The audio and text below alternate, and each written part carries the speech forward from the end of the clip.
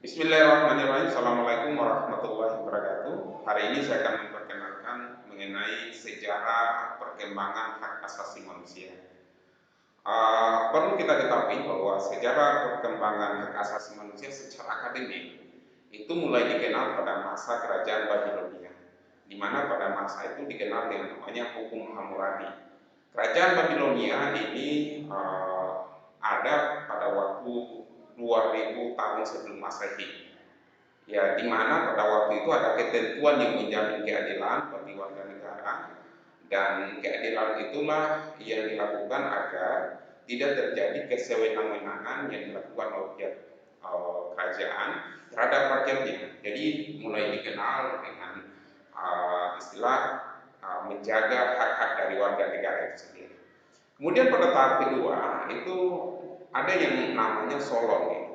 Solon ini sebenarnya hidup pada masa Athena sekitar 600 sebelum Masehi, yang berusaha mengadakan pembaruan mengenai penyusunan undang-undang yang menjamin keadilan dan persamaan bagi setiap warga negara. Menurut Solon, setiap orang yang menjadi budak karena tidak dapat membayar hutang harus dibebaskan. Jadi Solon mengatakan bahwa budak yang tidak bisa membayar hutangnya itu seharusnya dibebaskan untuk menjamin pelaksanaan dari hak-hak kebebasan warga. Maka Solon menganjurkan dibentuklah mahkamah atau pengadilan, atau dalam Yunani dulu disebut dengan Helia, yaitu pengadilan yang dimana di situ ada majelis untuk memutuskan satu perkara tentang bagaimana tentang hak-hak dari warga negara, atau katakanlah tindakan-tindakan kejahatan pada waktu itu. Ada juga yang disebut dengan lembaga perwakilan rakyat atau majelis rakyat yang disebut dengan eklesia. Eklesia ini yang sekarang ya boleh dikatakan sebagai MPR atau DPR lah, dari pelaksanaan dari hak asasi manusia itu sendiri.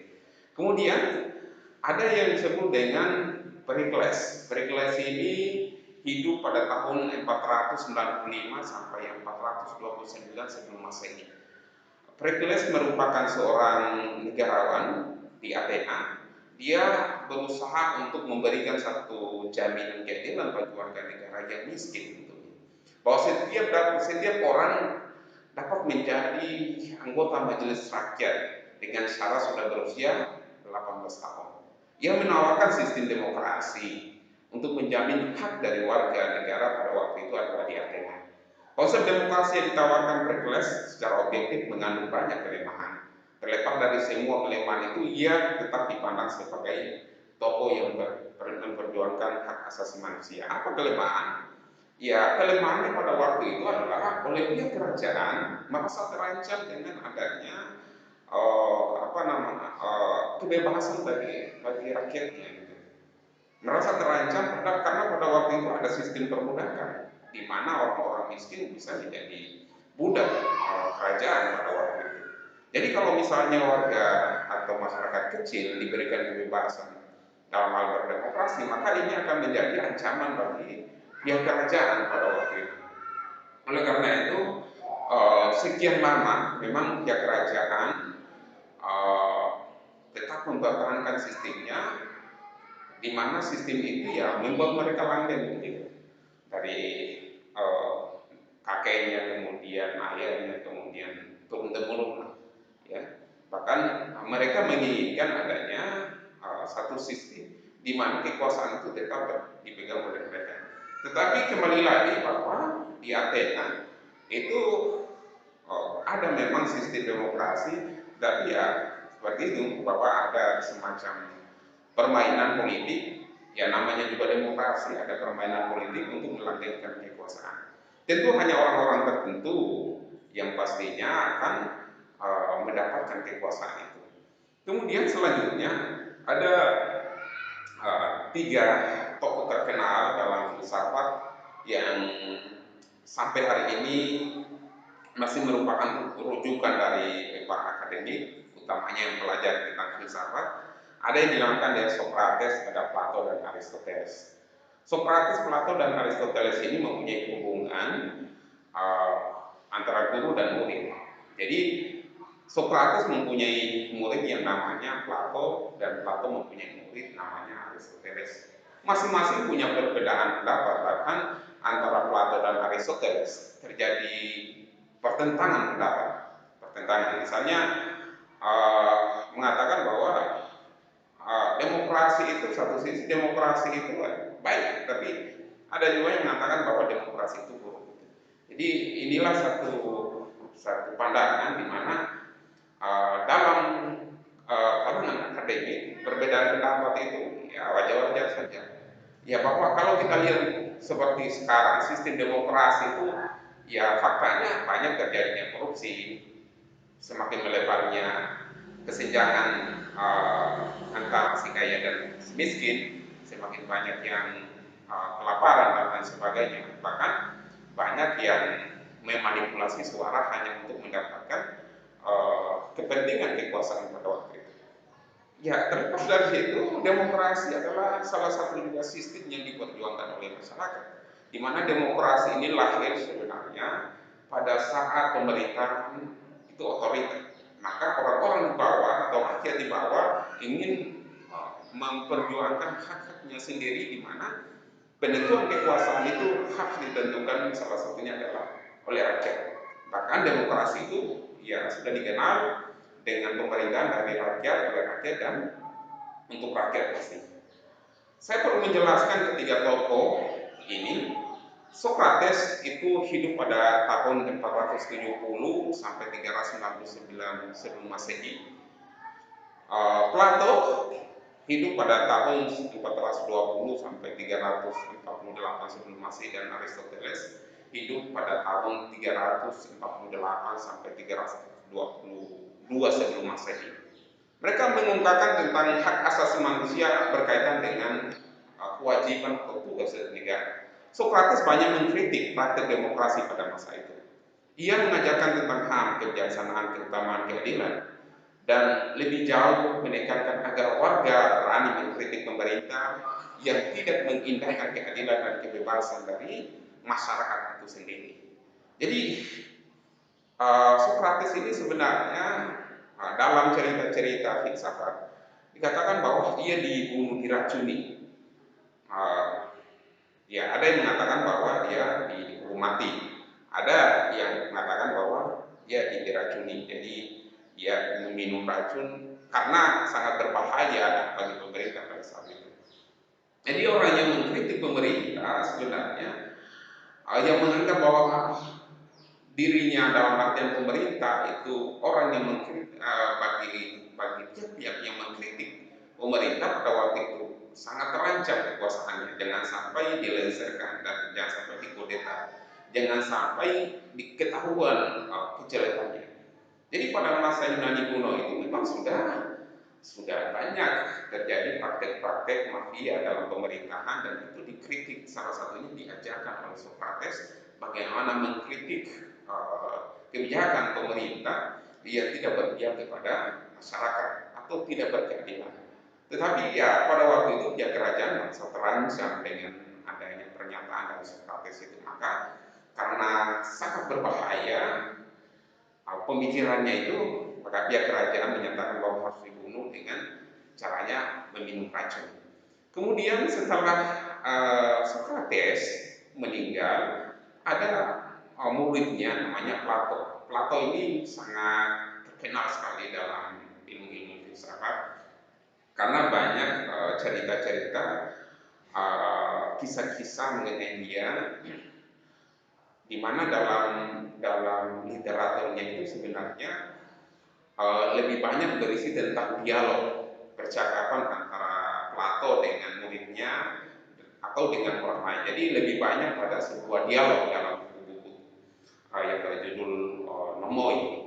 Ia mengusulkan bahwa pemerintahan di mana petugas atau pejabat dipilih oleh rakyat, tapi dengan persyaratan kemampuan dan kecakapan. Jadi Plato melihat bahwa di era demokrasi yang diusung oleh Yunani pada waktu itu, Yunani kuno pada waktu itu, inginnya ada satu pemerintah yang dimana ada kemampuan yang lebih daripada orang lain, yang lebih daripada rakyatnya. Tentu dia harus capable, dia harus cekap gitu. Ya Plato berlandaskan bahwa sistem demokrasi langsung di mana arah Perikles, di mana demokrasi berjalan justru membingkirkan dari hak-hak dari warga negara. Ya, sementara Aristoteles itu berbeda lagi, bahwa suatu negara disebut baik apabila mengabdikan kekuasaan untuk kepentingan umum. Ia menawarkan pemerintahan atau dalam hal itu adalah negara politeia, itu demokrasi yang berdasarkan pada undang-undang. Jadi sistem itu dikenal bahwa demokrasi itu harus diatur, jangan kebablasan. Demokrasi kalau tidak diatur maka rakyatnya akan semau-mau gue gitu, semau-maunya. Jadi susah diatur dalam dunia demokrasi. Dalam sistem ini seluruh rakyat mengambil bagian dalam pemerintahan, baik yang kaya, yang miskin, yang berpendidikan maupun yang tidak berpendidikan. Secara implisit ia menganjurkan adanya persamaan dari warga negara tanpa adanya diskriminasi. Jadi ada yang mengatakan bahwa Plato dan Aristoteles ini dalam sejarah kehidupan mereka memang selalu bertentangan. Kemudian pada fase yang selanjutnya adalah pemikiran pada zaman Romawi. Orang Romawi terkenal dengan cara berpikir yang yuridis dogmatis. Kenapa yuridis dogmatis? Karena orang Romawi sudah mendapatkan satu ilmu atau doktrin keagamaan. Jadi kalau masa Yunani kuno dulu, ya mereka hanya mempercayai adanya dewa Zeus dan lain sebagainya, tapi tidak bersifat dogmatis. Gitu. Mereka lebih banyak pada sifatnya rasionalis, ya, masuk akal dan lain sebagainya. Sedangkan di zaman zaman Romawi itu adalah di mana sistem kekuasaan atau sistem hukum itu banyak diadopsi dari nilai-nilai agama. Makanya disebut yuridis dogmatis. Ya, yang waktu itu adalah agamanya adalah Nasrani pastinya. Mereka melakukan kodifikasi hukum yang pertama, di mana Undang-Undang 12 Meja yang dibentuk pada tahun 450 sebelum Masehi. Tiap-tiap meja mengatur masalah ketentuan, ada yang mengatur tentang jual beli, ada yang mengatur tentang perkawinan, ada yang mengatur tentang warisan, dan lain sebagainya. Tujuannya adalah untuk menjamin kepastian hukum dalam masyarakat dan memberikan satu keadilan bagi masyarakat. Perkembangan ketatanegaraan Romawi melalui 4 fase. Fase kerajaan kecil, yaitu adalah negara kota, kemudian masa kerajaan demokrasi, masih dalam negara kota, tapi sudah menerapkan negara demokrasi. Yang awalnya itu adalah masa kerajaan, di mana sistem agama itu sudah tertanam kuat, kemudian masuk ke era demokrasi, di mana rakyat mau menginginkan satu perubahan, karena pada masa itu ada pihak-pihak dari kerajaan yang memanfaatkan kitab-kitab suci untuk melegalisasi tindakan jahatnya gitu. Jadi ketahuan oleh warga bahwa ada orang-orang yang berjubah atas nama agama, kemudian warga mencium, oh ini mereka mengatasnamakan agama, tapi sebenarnya perilakunya jauh dari agama itu sendiri. Jadi banyak praktek-praktek seperti itu ya. Jadi banyak orang yang mengatakan bahwa ini adalah perintah Tuhan, tapi sebenarnya Tuhan tidak pernah memerintahkan itu, tapi hawa nafsunya banyak memerintahkan itu. Kemudian tadi adalah kerajaan kecil, kemudian adalah masa negara demokrasi, kemudian masa presipati, yaitu di mana negara semakin luas tapi masih ada ciri-ciri demokrasi dan adanya badan perwakilan legislatif maupun eksekutif sebagai mandataris dari perwakilan rakyat pastinya. Kemudian pada perkembangan selanjutnya menjadi kaisar, di mana raja bersifat absolut. Ya. Jadi dalam perkembangan pemerintahan sebenarnya hal yang selalu terjadi adalah ada semacam siklus di mana awalnya lahir raja yang baik atau penguasa yang baik, kemudian digantikan oleh penguasa yang buruk, kemudian rakyat menginginkan adanya penguasa yang baik terwujudlah.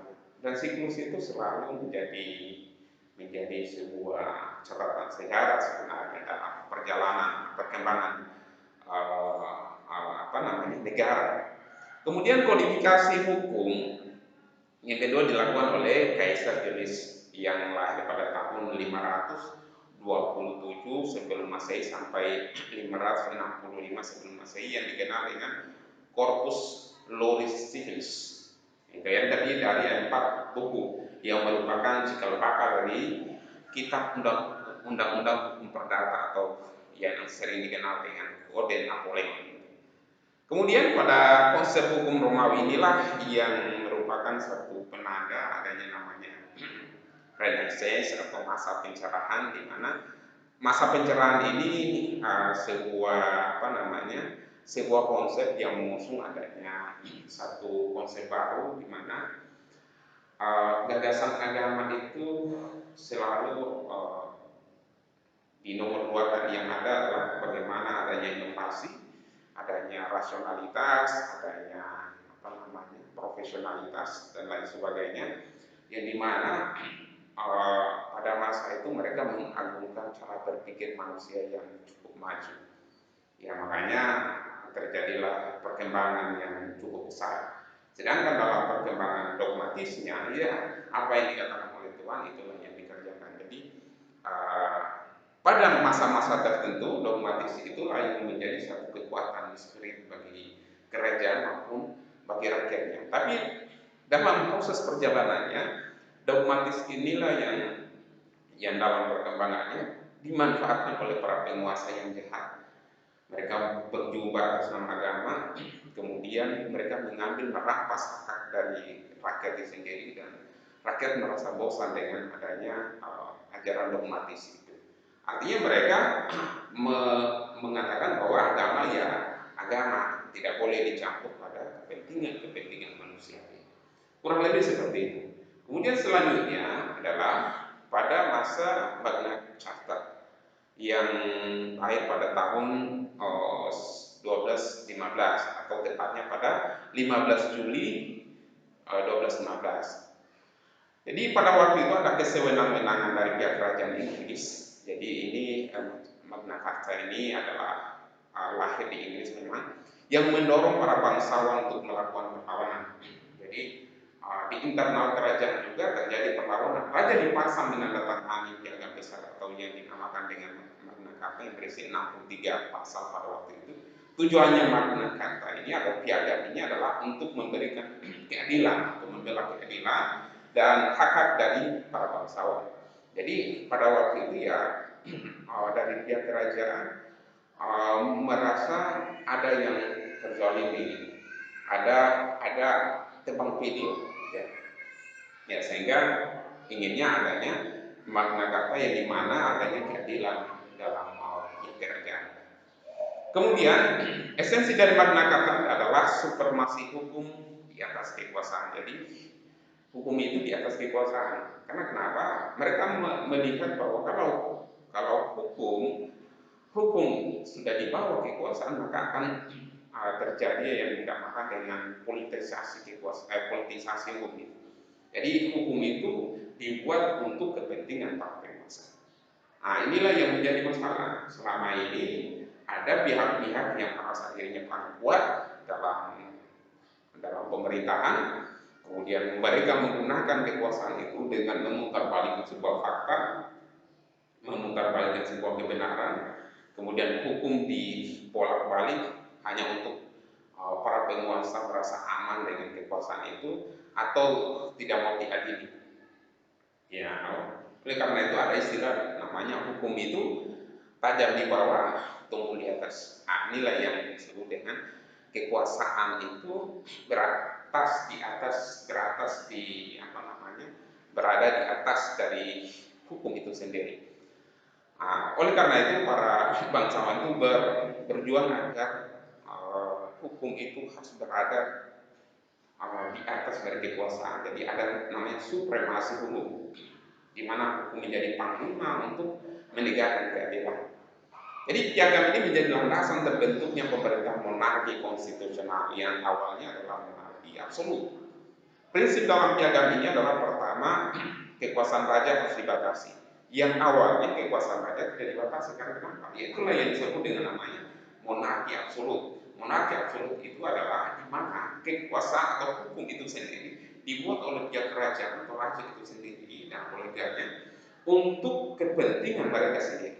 Jadi ini menjadi berbahaya ketika ada orang-orang lain yang merasa terzalimi, kemudian mereka menginginkan adanya sebuah keadilan, tapi seakan-akan mereka harus melawan satu tembok besar itu yang tidak bisa didaki atau dihancurkan.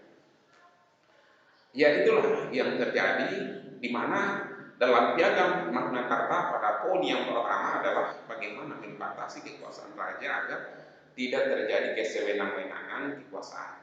Kemudian dalam piagam juga ini adanya namanya prinsip di mana HAM itu lebih dipentingkan daripada kekuasaan raja. Jadi HAM itu sangat penting sekali, di mana pada masa kerajaan Inggris pada waktu itu terjadi kepentingan kerajaan itu lebih diutamakan daripada hak asasi manusia itu sendiri. Jadi Magna Carta inilah yang mempelopori adanya HAM di Inggris pada waktu itu, bahwa harus ada pengedepanan atau memprioritaskan utama adanya HAM itu sendiri dibandingkan dengan kekuasaan dari raja sendiri. Jadi yang pertama tadi kita berbicara tentang kekuasaan raja harus dibatasi, itu yang pertama. Yang kedua adalah HAM itu harus di atas kepentingan ya, dari kekuasaan itu sendiri. Jadi kekuasaan raja itu harus berada di bawah HAM itu sendiri. Kemudian yang ketiga adalah masalah kenegaraan yang penting adalah mengenai pajak. Pajak itu harus melalui persetujuan dari bangsawan. Jadi raja tidak boleh sewenang-wenang menentukan besaran pajak. Jangan sampai pihak raja pada waktu itu merasa dirinya bahwa dialah yang paling berkuasa, kemudian sayalah yang menentukan segala besaran pajak yang ada tanpa melihat dari keadilan, aspek keadilan itu sendiri. Oleh karena itu pihak dari bangsawan harus merasa terlibat di dalamnya agar menentukan besaran dari pajak itu sendiri. Itu yang ketiga. Kemudian yang keempat adalah tidak seorang pun warga negara yang merdeka dapat dirampas kekayaannya, diperkosa, hak haknya diasingkan kecuali berdasarkan pada pertimbangan hukum.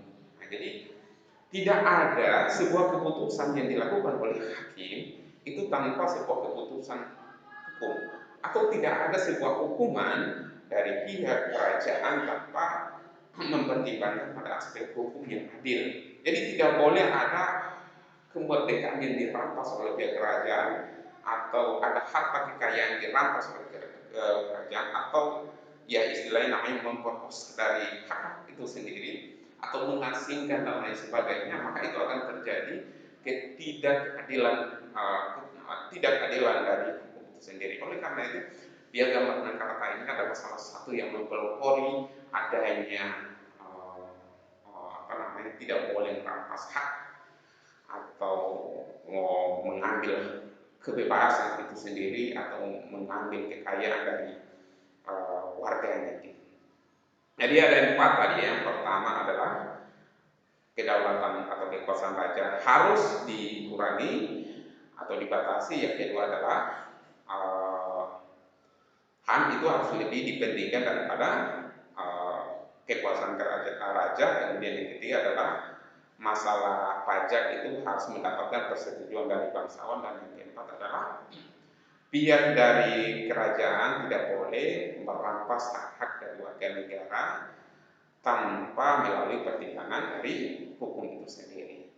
Kemudian yang selanjutnya adalah pada masa pencerahan sekitar abad 16 sesudah Masehi. Jadi ini sudah masuk zaman Masehi ya, di Inggris juga sebenarnya sudah masuk zaman Masehi. Dan Uh, Kalau kita berbicara tentang Masehi ini sebenarnya kata Masehi ini dalam pemahaman saya adalah zaman penanggalan yang dilakukan oleh pihak Romawi yang pada waktu itu mereka melihat pada apa namanya hari kelahiran dari Nabi Isa. Jadi Masehi ini diambil dari kata Isa, ya. Jadi Masehi diambil dari kata Mesias, Mesias itu adalah juru selamat dan juru selamat itu adalah Isa Masih.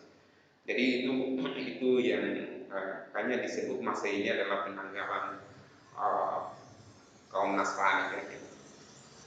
Kalau di Islam kan yang disebut dengan tahun Hijriah. Tahun Hijriah itu dimulai dari berpindahnya Rasul dari Mekah ke Madinah. Jadi disitulah tahun-tahun awal pertama bagaimana proses penyebaran agama Islam itu dilakukan oleh Nabi Muhammad Rasulullah Shallallahu Alaihi Wasallam agar Islam itu mulai dikenal. Sampai hari ini 2 tahun itu selalu dipakai, meskipun di negara-negara barat dan negara-negara sekuler lebih banyak memakai kata Masehi. Kalau di negara sekuler itu ya seimbang, kadang-kadang memakai Masehi tapi di bawahnya Hijriah. Tapi kalau di negara-negara Timur Tengah seperti di Arab itu ya kebanyakan menggunakan Hijriah, tahun Islam. Pada masa pencerahan abad 16 sesudah Masehi, yaitu masa pencerahan itu diawali dari konsep pemikiran tentang manusia sebagai makhluk yang berakal. Jadi masa pencerahan itulah masa di mana makhluk itu punya akal, gitu ya. Jadi ada ada apa namanya? Ada ajaran Tuhan, tetapi juga harus ada akal yang difungsikan, karena kalau ajaran Tuhan tanpa melalui akal yang sehat maka akan terjadi pemahaman yang salah, atau dalam bahasa sekarang namanya gagal paham, gitu. Dalam akal manusia mengatur tentang hidupnya sendiri dan hukum bersumber pada rasio manusia, yaitu yang disebut dengan aliran hukum alam yang rasional. Nah, inilah yang disebut dengan hukum positivisme.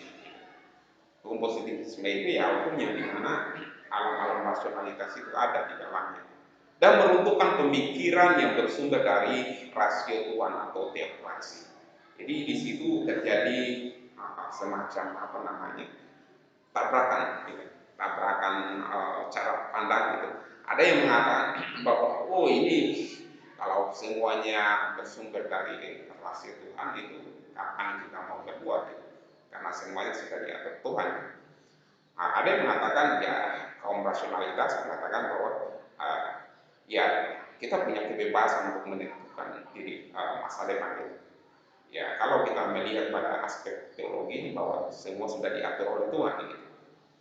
dari dari sebelum meninggal sampai dari sebelum lahir sampai meninggal sudah diatur oleh Tuhan, jodoh dan lain sebagainya. Inilah satu pemikiran yang selalu bertentangan antara ajaran rasionalitas dengan teokrasi. Sebenarnya kalau kita di Indonesia itu ajaran teokrasi itu memang menjadi satu apa namanya satu nilai yang sangat tinggi. Makanya dalam Pancasila itu diajarkan sila pertama namanya ketuhanan yang maha esa, artinya bahwa nilai ketuhanan itu sangat tinggi dibanding dengan sila-sila yang lainnya. Makanya ketuhanan yang maha esa itu diutamakan, sebenarnya yang dipertamakan. Karena ya kita melihat bahwa di negara kita ini siapa sih yang tidak beragama? Bahkan orang yang tidak beragama pun dalam artian aliran kepercayaan pun itu mereka menganggap bahwa ada Tuhan yang mengatur alam ini. Oke, itu semacam sebuah perbandingan ya. Pemikiran ini membawa perubahan dalam ketatanegaraan Eropa. Contohnya terlihat pada keadaan di mana Inggris pada tahun 1628 lahirlah namanya ketatanegaraan Petition of Rights atau hak dari petisi, di mana wakil-wakil rakyat diberi hak untuk mengajukan pertanyaan-pertanyaan kepada raja. Jadi wakil rakyat, kalau seperti sekarang DPR punya hak petisi mengajukan pertanyaan ya terhadap pihak kerajaan, baik mengenai hak-hak dari rakyatnya maupun kebijakan yang dikeluarkan oleh pemerintah.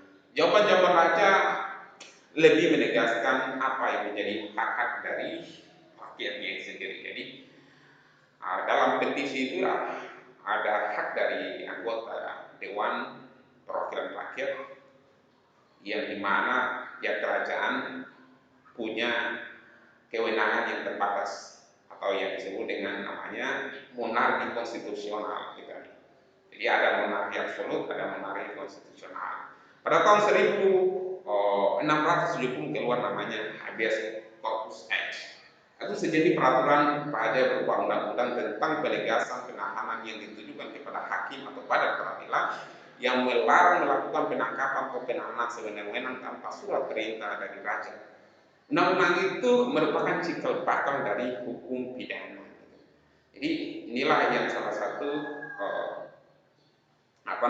yang menjadi salah satu dari sejarah dari hukum pidana, bahwa tidak boleh seorang hakim atau pihak kepolisian melakukan penangkapan sewenang-wenang tanpa ada keputusan dari pihak pengadilan, hakim yang adil maupun persetujuan dari pihak kerajaan pada waktu itu. Pada tahun 1689 keluar namanya Bill of Rights gitu, yang berisi pembalasan kekuasaan raja serta perwakilan terhadap hak-hak rakyat, antara lain dijaminnya dari bebas memeluk agama baik Protestan maupun Katolik pada waktu itu. Islam belum banyak dikenal oleh bangsa Eropa pada waktu itu. Tidak sah kemungkinan uang dan lain sebagainya tanpa persetujuan dari parlemen. Jadi uang itu tidak akan sah tanpa persetujuan dari parlemen.